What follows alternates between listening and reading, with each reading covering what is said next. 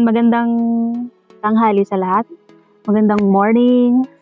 Good morning, good afternoon, good evening, kahit saan man sa mga nanonood ngayon. And for today's video, gusto kong i-share sa inyo kung paano natin gagamitin itong Big Seller. Okay?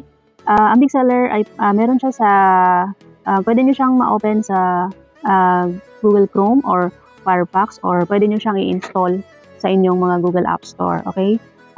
Mas maganda siyang i-open sa desktop mode at saka sa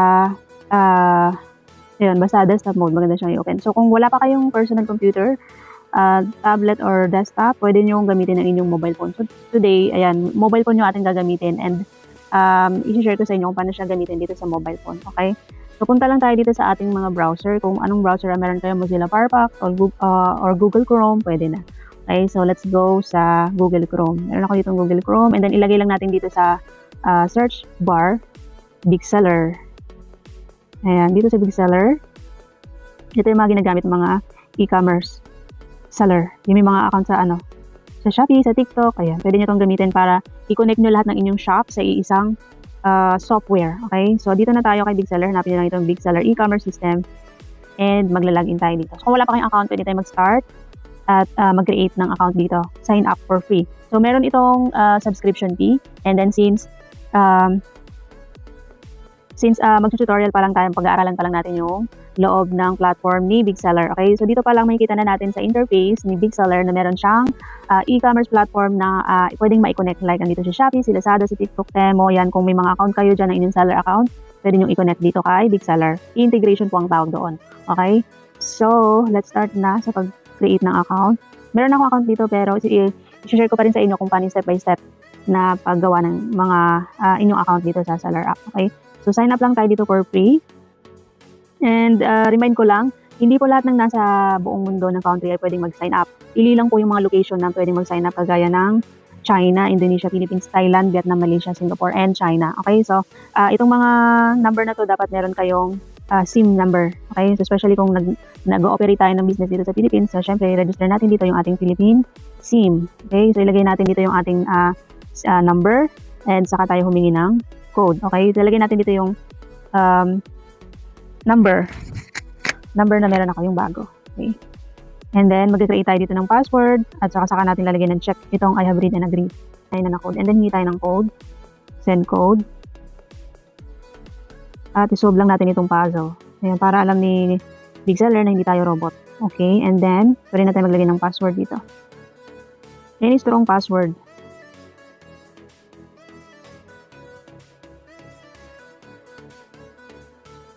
Okay, and then ilagay natin dito yung code. Ang code ay, so after natin makapag-create ng account, pwede na natin itong i-set up. Okay, i-set up. Pwede na natin i-set up yung ating account dito sa Big Seller. Okay, so pwede nyo siyang paliitin or palakihin. And then dito sa taas, nakikita nyo dito yung inyong account. Okay, meron ditong subscription service, may authorization, permission setting, activity, and help center, activity log. Okay, so dito muna tayo sa subscription services. Isa-isa natin siya i-discuss.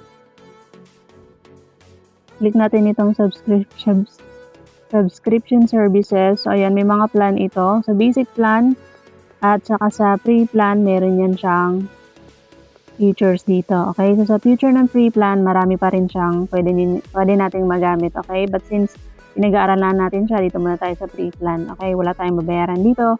And then pwede tayong mag-navigate ng 3,000 orders per month. Pwedeng store quantity, 5 hanggang 5 store ang pwede nating i-connect. And then sub-account quantity, 2. Push inventory, ayan, may push inventory na 500 SKU. Scan to send image, gallery, memory yan siya. Scheduled publish, may mga ganun siya. Pero sa ngayon wala siyang free. Okay, yung mga naka-X, yan yung mga hindi free. And then pwede tayong mag-watermark sa ating mga products up to 100 items, 100 products. And then accounting software, hindi siya available sa mga free account. Meron din siyang product template. Parang lalagyan natin ng signature yung bawat bawat product natin sa posting natin dito sa Shopee at saka sa TikTok or sa Lazada. And then, product template hanggang 10 design. Pwede tayong mag-create. Pwede natin siyang by promo or by season. Pwede yun siya. And then, days of order catch hanggang 14 days. And then, SKU export image. Wala siyang available. May free big coin. 2 coins siya per daily. So, every login natin dito sa Big Seller account, meron tayong 2 free big coins which is magagamit din natin yun in the future. And then, FB page quantity. Pwede natin yung connect isang FB page. And then, 1 Facebook post management. Pwede tayong mag-post connected dito kay Big Seller, dito sa ating mga FB page. So, yun yung kanya mga features dito kay Big Seller para sa mga pre-plan. Okay? And then, pwede tayong mag-avail ng mga limited offers. Unlimited offers. Okay? Unlimited offers, meron ditong basic plan, pro plan, and business plan. And then, kung malaking company, yan, pwede yan siya dito sa Business Plus Plan. Okay? So, may mga price na yan dyan dito. But for now, dito muna tayo sa pre-plan account. And then, after natin dito kay subscription, punta na tayo dito sa authorization.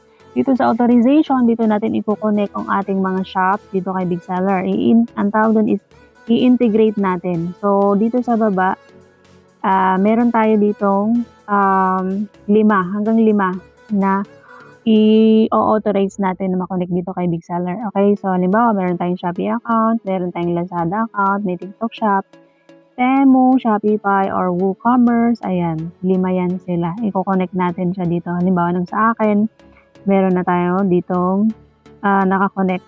Okay? So, for now, paano siya i-connect? Let's say, halimbawa, ito, expired na tong isa kong account dito na nakakonect. Pwede natin yan siya ditong i-sync.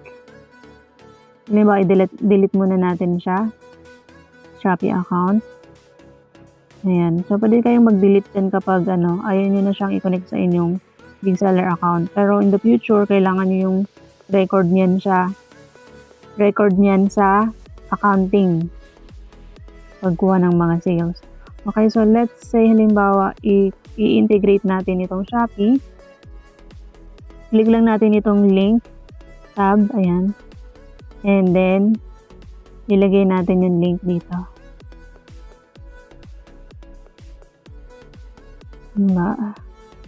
Wait lang. Ayun.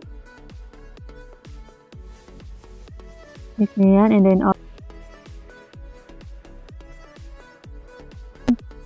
basahin nyo dito yung mga nakasulat. Halimbawa, authorized Shopee store. Makikita nyo dito yung Big Seller nickname. I-edit nyo yan. And then yung pangalan ng store ninyo sa Shopee. And then go to connect. Pag nag-go to connect na yan, mapupunta kayo sa inyong account sa Shopee. Mag-login kayo doon. And then, pag login ninyo, i-connect nyo doon yung inyong Shopee account. Let's say, let's try to connect this account first. Ay, halimbawa, ilalagin ko yung account ko dito sa Shopee. Lagyan nyo yung Philippines and then yung account number ninyo. So, ayan, halimbawa, nakalagin na kayo sa inyong mga Shopee account. So, ayan, halimbawa, nakalagin tayo. Lagyan natin dito yung ating SMS. Hingi sila ng SMS.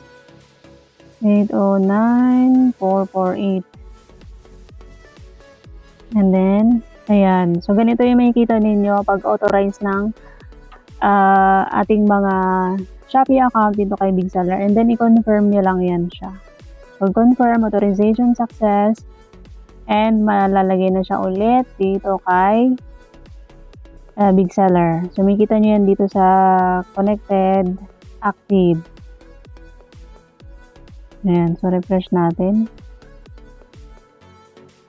Active or authorized. Yan yung makikita nyo dyan. Halimbawa ay ito.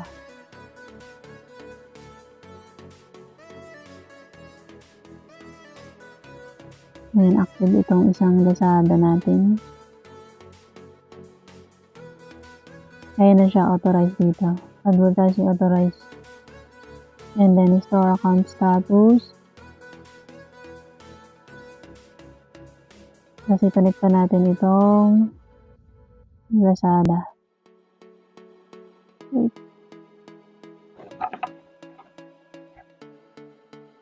Yan lang, napunta tayo ulit sa Lazada.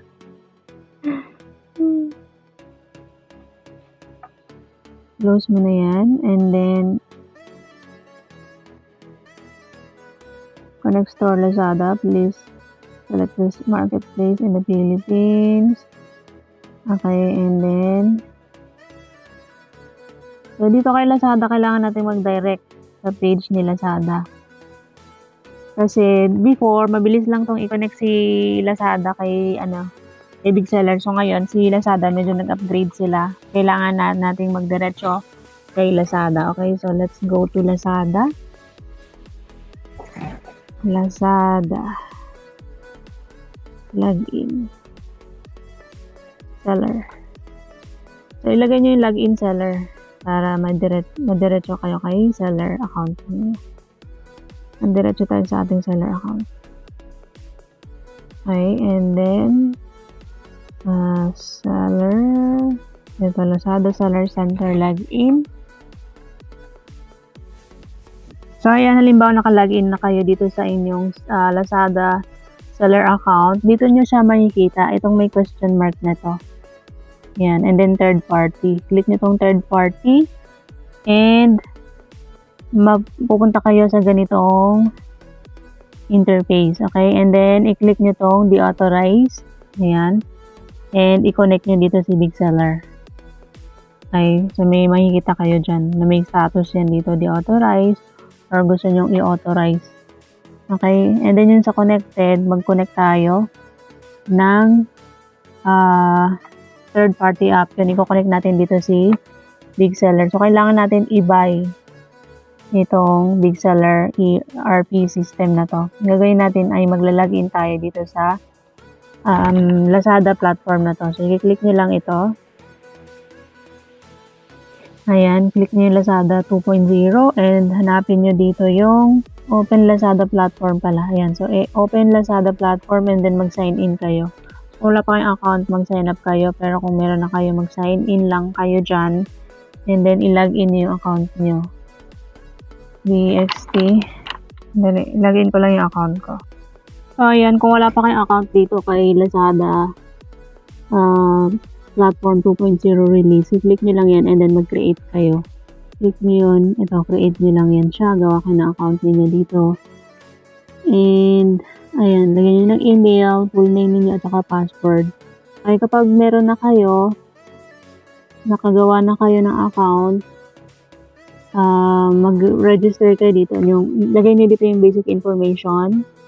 And ayan, i-submit nyo siya para may-review siya. Kapag once na pasa nyo na, submit nyo na, meron kayo marireceive na ganitong welcome on board.